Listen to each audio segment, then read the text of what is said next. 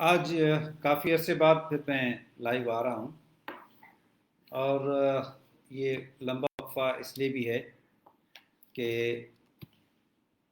کافی جو بڑے بڑے ایشوز تھے وہ تو حل ہو چکے، لیکن ڈے ٹو ڈے نئے نئے ایشوز بھی آتے رہتے ہیں، تو ان کے لیے پھر میں نے کہا آج میں آپ سے مخاطب ہوں ڈائریکٹلی۔ تو کچھ ایشوز ہیں جن پہ میں بات کروں گا۔ ایک پرائمری اساتذہ کا ایک دیرینہ مسئلہ، بلکہ ان کے دو مسائل تھے۔ ایک تو ان کا اپ گریڈیشن کا تھا، اور دوسرا ان کا سروس اسٹرکچر۔ ہم نے یہ دونوں ایشوز کے لیے سمری بنا کے بھیجی تھی، لیکن فی الحال پھر فائنانس ڈپارٹمنٹ کی وجہ سے انہوں نے کہا تھا کہ پہلے ایک ایشو کو حل کریں۔ تو پہلے ہم نے اپ گریڈیشن والے ایشو کو حل کیا۔ اب الحمدللہ سارے جو بھی ٹیچرس ہیں تھے ایلیجیبل گریڈ 19 میں، اب وہ گریڈ 14 میں آ گئے ہیں۔ ان کے تنخواہوں کے سائڈ ایشوز ہیں، وہ ہر بڑے ایشو کے پیچھے چھوٹے چھوٹے ایشوز بھی ہوتے ہیں، اور وہ بھی اردو میں کہتے ہیں کہ اگر ہاتھی نکل گیا تو دم بھی نکل جائے گی۔ یا سندھی میں چوندہ آहिनि جتے اٹھ تری ویو ہو تو پچھ بھی تری ویندو۔ تو یہ چھوٹے چھوٹے مسائل جو ہیں یہ بائی کورس آف ٹائم یہ حل ہو جائیں گے، ان کے لیے پریشان ہونے کی ضرورت نہیں۔ اور دوسرا جو سروس اسٹرکچر جو کہ میں نے پروپوز کیا تھا، میں نے یہ پروپوز کیا تھا کہ جتنے بھی پرائمری ٹیچرس ہیں ان میں سے 25% پرائمری ٹیچرس جو ہیں ان کو گریڈ 16 ملنا چاہیے، اور 10% جو پرائمری ٹیچرس ہیں سینئر موسٹ جنہوں نے بی ایڈ وغیرہ یا اور ڈگریز بھی ہیں ان کے پاس، تو ان کو 17 گریڈ میں ہونا چاہیے۔ 10%، بلکہ 10,000 نہیں 10%، جو کہ 10,000 سے بھی زیادہ ہوں گے۔ اس حساب سے اگر وہ ہو جاتا ہے تو 35% ٹیچرس ایسے ہوں گے جو 16 اور 17 گریڈ میں ہوں گے۔ اسکیل نہیں، گریڈ کی بات کر رہا ہوں، لیکن 14 تو آپ کو مل چکا ہے۔ تو یہ سمری کئی آبجیکشنز کی وجہ سے رک گئی، اور دوبارہ ہم نے ہمارے جو پیٹے الف کے صدر ہیں مہر صاحب، وہ بار بار آتے رہے ہمارے پاس، ان کے ساتھی بھی پریشان کہ ظاہر ہے اساتذہ کا دباؤ ہے، وہ بار بار مجھ سے رابطہ کرتے رہتے ہیں، اور مہر صاحب اور میں اور چلگری صاحب یہ مل کے ہم کئی مرتبہ فائنانس ڈپارٹمنٹ کا چکر بھی لگا چکے ہیں۔ تو اب پھر انہوں نے کوئریز کی ہیں جو کہ پھر ہم نے ڈائریکٹرز کو لکھا ہے کہ ان میں سے ٹائم اسکیل کس کے پاس ہے یا اور جو چیزیں ہیں، وہ بہرحال وہ انہوں نے ایک لمبی لسٹ دی ہے کوئریز کی، ان کو ہم پورا کر رہے ہیں، اور انشاءاللہ جیسے وہ پوری ہوں گی تو پھر ہم سبمٹ کروائیں گے، اور یہ سمری پھر چیف منسٹر کے پاس جائے گی۔ اور دوسرا یہ کہ اب چونکہ کیئر ٹیکر سیٹ اپ ہے، اور الیکشن کمیشن نے 15 تاریخ کو لیٹر لکھ دیا ہے سندھ گورنمنٹ کو کہ ٹرانسفر پوسٹنگز بند ہونی چاہیے، تو یہ ہم نے ساری ٹرانسفر پوسٹنگز بند کر دی ہیں کسی بھی پریٹیکسٹ پہ۔ کوئی بھی اگر کسی انتظامی پوسٹ پہ ہمیں کسی کو ٹرانسفر کرنا ہوگا تو وہ پہلے ہم الیکشن کمیشن سے پرمیشن لے لیں گے، لیکن جو عام طور پہ P S T G S T کی تو ویسے بھی بند تھی، لیکن اب کسی بھی سبب پہ ٹرانسفر پوسٹنگ نہیں ہوگی۔ تو جو اساتذہ اپنا کام کاج چھوڑ کے اور خرچہ کر کے کراچی پہنچتے ہیں مجھ سے ملنے کے لیے ٹرانسفر کے لیے، وہ برائے مہربانی نہ نکلیں، اور یہ ٹرانسفر پوسٹنگ اب کوئی بھی نہیں ہوگی۔ تو اس پہ خواہ میں پریشان ہونے کی ضرورت نہیں کہ آپ کراچی بھی آئیں، خرچہ بھی کریں اور آپ کا کام بھی نہ ہو۔ اور تیسرا یہ کہ ریکروٹمنٹ پہ میں نے ایک نوٹیفیکیشن نکالا ہے کہ جتنا بھی ریکروٹمنٹ پروسیس ہے اس کو ہم نے فریز کر دیا ہے۔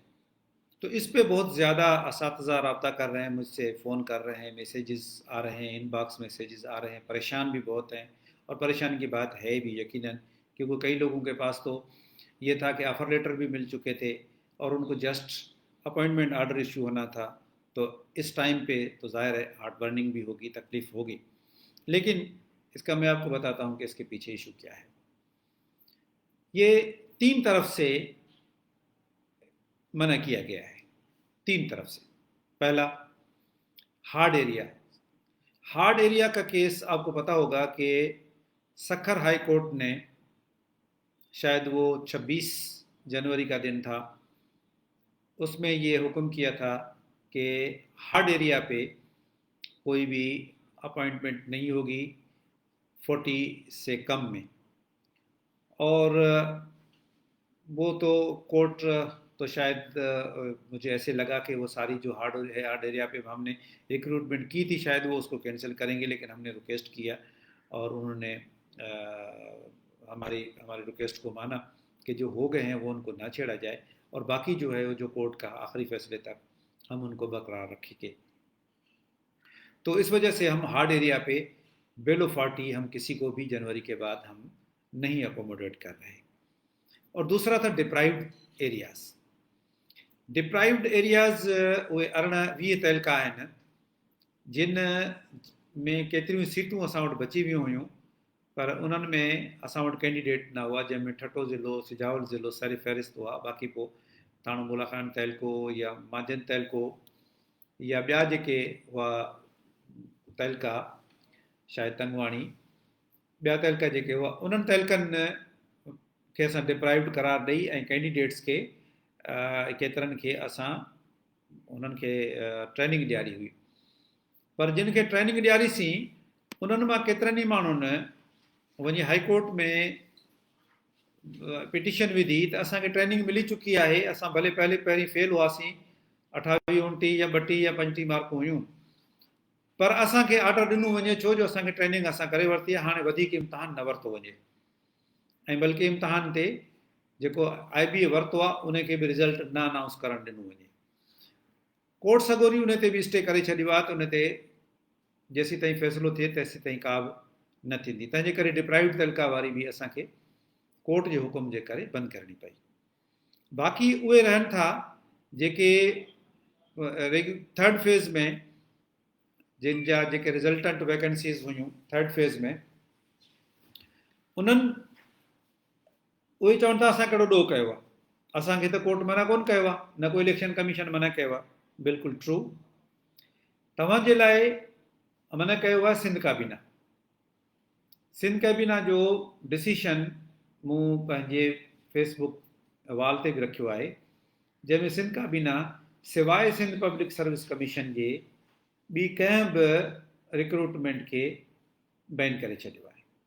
हाणे काबीना जो लॻल बैन काबीना ई हटाए सघे थी, कोर्ट जो लॻल स्टे कोर्ट ई हटाए सघे थी, डिपार्टमेंट खे इहो अख़्तियार न आहे। चौथी रिक्रूटमेंट हुई जीअं हाणे म्यूज़िक टीचर या उनखां अलावा के ॿियूं पोस्टूं हुयूं, मसलन 1 खां 4 ग्रेड वारियूं पोस्टूं हुयूं, म्यूज़िक टीचर, आर्ट टीचर या ॿियो के कंप्यूटर या असां वटि मॉनिटरिंग असिस्टेंट या इन क़िस्म जूं पोस्टूं जेके बि हुयूं, उन जे लाइ मशहूरु वकील फ़रोग़ नसीम साहब उन पिटिशन कई ऐं उन पिटिशन जे नतीजे में कोर्ट स्टे ॾेई छॾियो। तंहिंजे करे कोर्ट जे स्टे जे करे असां कंहिं बि क़िस्म जी अपॉइंटमेंट नथा करे सघूं ऐं उनखे बि असां स्टॉप करे छॾियो आहे। इहे 4 मुख़्तलिफ़ ज़रिया आहिनि जिन जे करे असांखे सॼो रिक्रूटमेंट प्रोसेस जेको आहे उहो फ्रीज़ करे करिणो पियो या हाल्ट करिणो पियो। हाणे उहो फ्रोज़न आहे। फ्रीज़ थियण जो मतिलबु जा शइ जिते आहे उहा उते रहंदी, स्टेटस को रहंदो। जॾहिं बि कोर्ट जो हुकुम थियो त उनखां पोइ उनखे वरी डी फ्रीज़ करे ऐं उन प्रोसेस खे उतां ई शुरू कबो। तंहिंजे करे मायूस थियण जी ॻाल्हि कोन्हे, कुझु वक़्त जी ॻाल्हि आहे, कोर्टूं पंहिंजो कमु कनि पियूं, त अला में उमेदु आहे त कोर्टूं को न को बहितर फ़ैसिलो कंदियूं। ऐं उन खां पोइ इहो आहे त तव्हां पंहिंजा कागज़ रेडी रखो ऐं तव्हां पंहिंजो प्रोसेस जेको बि हो उहो रेडी हुजे। जीअं ई कोर्ट जे तरफ़ां इजाज़त मिले त उन प्रोसेस खे वरी ॿीहर शुरू कयो वेंदो। सैलरीज़ जेके टीचर्स असां खयां आहिनि, हाणे तक़रीबन शायदि 62,000 प्लस टीचर्स असां खणी चुका आहियूं, त उन्हनि जी सैलरीज़ बि तक़रीबन 50,000 खां मथे टीचर्स जी सैलरी थी चुकी आहे। पोइ ही थर्ड फेज़ वारा ज़ाहिर आहे, थी सघे थो को पुराणो बि रहियल हुजे, न त घणो करे थर्ड फेज़ वारनि जो रहियल आहिनि। त उन्हनि सैलरीज़ ते बि असांजो HR डिपार्टमेंट मुस्तक़िल कमु करे पियो घणो जिते कमु हूंदो आहे उते डिले थींदी आहे, थोरो कमु हूंदो उन में डिले न थींदी आहे, घणो कमु आहे एतिरी पाकिस्तान जी वॾे खां वॾी रिक्रूटमेंट आहे ही, ऐं एतिरी एजुकेशन डिपार्टमेंट जी पूरी तारीख़ में कॾहिं बि रिक्रूटमेंट न थी आहे, एतिरी साफ़, एतिरी शफ़ाफ़, एतिरी महिनत सां अॻे कॾहिं न थी आहे। तंहिंजे करे उन में इन क़िस्म जा साइड इशूज़, मूं शुरू में चई चुको हुउसि त जॾहिं को वॾो मसइलो हल कंदा आहियूं त उनजा नंढा नंढा साइड इशूज़ पैदा थींदा आहिनि जेके वक़्त सां हल थींदा आहिनि। पघारुनि जे लाइ पहिरीं तमामु घणी वॾी वावेला हुई जेका हाणे तमामु घटिजी वई आहे, लेकिन अञा बि केतिरा ई कैंडिडेट्स आहिनि हज़ारनि जी तइदाद में जिन खे पघार न मिली आहे, लेकिन असां ख़ामोश न आहियूं ऐं असां पंहिंजो कमु कयूं पिया। ही उहे मेन इशूज़ हुआ। बाक़ी जेके पुराणा इशूज़ हुआ, रेगुलराइज़ेशन जा हुआ इशूज़, उहे सभु असां करे छॾिया। घणेई इशूज़ हाणे उस्तादनि खे गुज़ारिश आहे मुंहिंजी त महिरबानी करे क्वालिटी एजुकेशन ते तवजो ॾियो, ॿारनि की जी पढ़ाई ते तवजो ॾियो। ठीकु आहे, असां वटि फर्नीचर जा मसइला आहिनि, असां वटि स्कूल बिल्डिंग्स जा मसइला बि आहिनि। गुज़िरियल साल बरसातूं पियूं, तमामु वॾियूं बरसातूं पियूं, उन्हनि में असांजा केतिरा स्कूल डही पट पिया, मुश्किल हालतुनि में उस्ताद जेके पढ़ाइनि पिया, ऐं उन्हनि खे सल्यूट कयां थो, वेल डन, के मुश्किल हालतुनि में कमिटेड उस्ताद जेके आहिनि उहे पढ़ाइनि पिया ऐं क़ौम जे बच्चनि खे तालीम ॾियनि पिया। रियली आउं सल्यूट कयां थो उन्हनि खे, ऐं मुंहिंजी दिलि ख़ुशि थींदी आहे जॾहिं इन क़िस्म जो का बि शइ ॾिसां थो। तव्हांखे इहो ॿुधाईंदो हलां त असां वटि सिंध में तारीख़ी तौर ते तमामु घणा स्कूल शेल्टरलेस स्कूल रहिया आहिनि, ऐं पाण बि शेल्टरलेस स्कूल जो पढ़ियल आहियां। जॾहिं असां पढ़ंदा हुआसीं त स्कूल जी का छित बि न हूंदी हुई, या हथरादू का ॻोठाणनि को छपर ठाहे ॾिनो हो, कॾहिं वण जे हेठां कॾहिं छपर जे हेठां, बिजली बि न हूंदी हुई, ऐं फर्नीचर जे नाले में जेके पुराणियूं जेके बग़ैर टेक ॾियण वारियूं बेंचूं हूंदियूं आहिनि उहे हूंदियूं हुयूं, ऐं उन्हनि में असां पढ़ियासीं। पर असां जे पढ़ण में असांजो को कमाल कोन हो, असांजे उस्तादनि जो कमाल हो। उहे उस्ताद कमिटेड हुआ, तमामु घणो कमिटेड, अॼु बि कमिटेड उस्तादनि जी कमी न आहे। 1-2% या 3% उस्ताद जेकॾहिं के नथा पढ़ाइनि या पंहिंजी ड्यूटी सही नथा कनि त उन्हनि जे करे असां सभिनी उस्तादनि खे ते इहो लेबल नथा लॻाए सघूं। त हिकिड़े तालाब में जेकॾहिं कुझु जेकॾहिं लफ़्ज़ इस्तेमालु नथो करणु चाहियां, जेकॾहिं कुझु बेकार माण्हू आहिनि त उनजे करे असां सभिनी माण्हुनि खे नथा चई सघूं। जेके सुठा उस्ताद आहिनि, जेके मेजॉरिटी उस्ताद सुठनि जी आहे, ऐं हाणे त नवां उस्ताद बि आया आहिनि, तमामु घणा कॉम्पिटेंट आहिनि। मुंहिंजी दिलि ख़ुशि थींदी आहे जॾहिं आउं नवनि उस्तादनि सां मिलंदो आहियां, छो उन्हनि जो इल्मु ॾिसंदो आहियां, उन्हनि जो शौक़ु ॾिसंदो आहियां त मूंखे तमामु घणी दिली ख़ुशी थींदी आहे। उन्हनि खे सभिनी खे, नवनि पुराणनि खे, इंतिज़ामिया खे, टीओज़ खे गुज़ारिश आहे त महिरबानी करे स्कूल जी क्वालिटी एजुकेशन ते तवजो ॾियो। टीओज़ खे गुज़ारिश आहे त उहे स्कूल विज़िट कनि, ऐं कोई डिस्करेज करण जे बजाए, उस्तादनि खे डिस्करेज करण जे बजाए उन्हनि खे एनकरेज कयो, हिमत अफ़ज़ाई कयो त ॿार पढ़नि, उस्तादनि जी बि दिलि ख़ुशि थिए। सची ॻाल्हि इहा आहे त तव्हांखे इत्मीनान क़ल्ब तॾहिं मिले थो जॾहिं पंहिंजी तव्हां ड्यूटी ईमानदारी सां ऐं सचाई सां, इहो बग़ैर ख़ौफ़ जे त मूंखे कंहिं शइ जो ख़ौफ़ आहे, या बग़ैर कंहिं लालच जे, जॾहिं तव्हां पंहिंजी ड्यूटी ईमानदारी सां ॾियो था, तव्हांजो ज़मीर मुतमइन थिए थो, जंहिंजो तव्हांजो चहिरो बि तव्हांखे ॿुधाए थो, तव्हांजो कंडक्ट, तव्हांजा ओड़े पाड़े जा माण्हू बि तव्हांजी गवाही ॾींदा त हा, ही उस्ताद या ही माण्हू या ही ऑफिसर या ही ब्यूरोक्रेट, ही ईमानदार आहे, ही ठीकु आहे, ही पंहिंजी ड्यूटी सां कमिटेड आहे। महिरबानी करे असांजी निजात तालीम में आहे।